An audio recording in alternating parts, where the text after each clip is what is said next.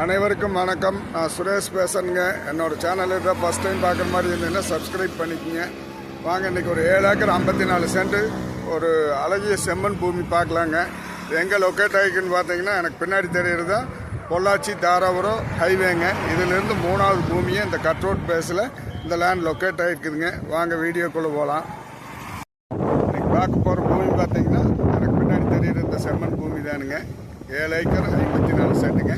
பக்கத்தில் இந்த 5 acre sale பண்ணிட்டாங்க. என்னோட கார்மெண்ட்ஸ் கம்பெனிக்காரர் வாங்கியிருக்காங்க ஃபேக்ட்ரி போடுறதுக்கு. பின்னாடி தெரிகிற லேண்டு தானுங்க. ஃபுல்லாக ஃபென்சிங் பண்ணி வச்சுருக்காங்க.